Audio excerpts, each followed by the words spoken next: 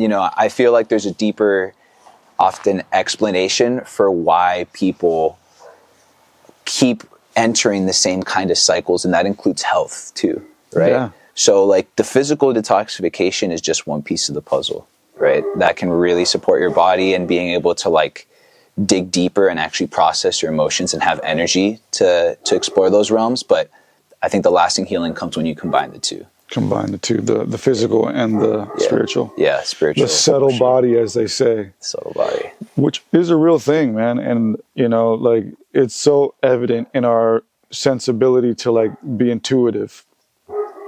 Like we have this, like, subtle body that we know is there.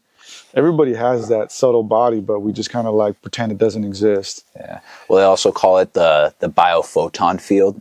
So, shit. Yeah, so the biophoton field. Crazy rabbit hole. So Dr. Fritz Albert Popp, this German biophysicist, right? He was examining the light emissions that come off living beings, right? So it's this really subtle light emission that is perhaps not really visible to the naked eye, or maybe it is to some people, who knows? But he just noticed that some living beings, or most of them, would give off light emissions, and depending on, the different patterns of light emission would actually be able to show you how healthy that plant was or how healthy that person was, right? And so, building on that, doctors like Dr. Dietrich Klinghardt will actually help scan a person's light emissions, right? There's a lot of different technologies for it. And, for example, he may find that different cancers may just be missing light emissions completely, right? They may be just emitting no light or emitting too much light. So we are really like multi-dimensional beings, right? And that is actually why this stuff of like light, right? So the blue light or the lights that we don't see, like the subtle Wi-Fi, that stuff really will play an impact in people's health, right? Whether they know it or not. Dude, epic. Yeah, a lot to say on that point. When we were just talking about on the way here, how it'd be cool if you could just like scan somebody's body, and just see what's wrong with them. I always pictured that's what Jesus was doing, like if Jesus was real, whatever, I always pictured like he just had that, because he had that sensibility, that ability, right? Because I mean, there's the light spectrum that we can't see, there's the audio spectrum that we can't see. So I feel like somebody like Jesus, right, would be able to see those light emissions, just have that sensibility. So he can just walk up to you and be like, oh man, this is fucked up, that's fucked up. Let me just, what I mean? Oh, like, big time. You can just fix it. Yeah.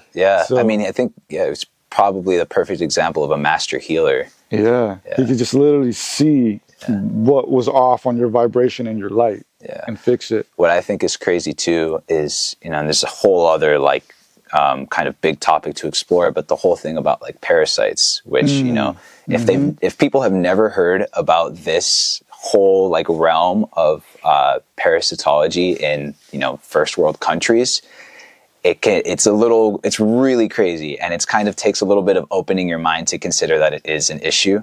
But, I mean, I'll briefly just kind of mention like, we have to get into that because that's a whole, it's crazy. It's really deeply connected to a person's like emotional, mental state. But even the more deep stuff like entity attachments, right? Yes. So that's what I was going to say. Like, this is way deeper than I think we realize. I'm going to let you go on that because I want to hear about this. Yeah. But like, it's just nuts, man, because the physical universe is a physical representation of what's going on in the spiritual, right? And it's like, you're telling me that we have these light bodies, and that's truly who we are and what we are. And the more we attune to that, the stronger and healthier we are. But then we have these parasites that come in and attack the body, which are literal entities coming in and diminishing our light, eating it away slowly and slowly. And it's just nuts how this whole world of capitalism pumps just garbage food that allows these parasites to fester and form and further infect us. Yeah. So it's like there's so many levels to this thing, man. So take us through this, Kyle. Yeah. How bad is it really? Yeah. I mean, It's it was nothing to be afraid of, first and Okay. foremost, right? But you know, there's Dr. Todd Watts often comically says that if you have a pulse, you have parasites, right? And it's not just because they're bad, it's because they also serve an adaptive role, and I'll kind of explain how. But briefly, you know, parasites are actually the most common life form in the entire world, right? They outnumber normal, you know, symbiotic beings by More than fungus? More than fungus, yeah. 6 to Interesting. 4. I always felt Well, it like- includes parasitic fungus too. Oh, right? okay. I always Yeah. feel like at the very basic level, like what's happening is really a war between parasites and like fungus.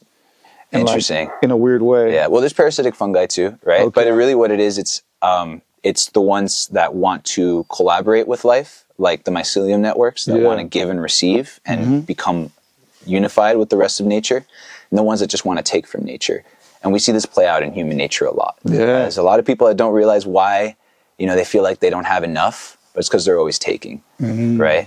And, you know, believe it or not, a good parasite cleanse could really change the way they interact with the world.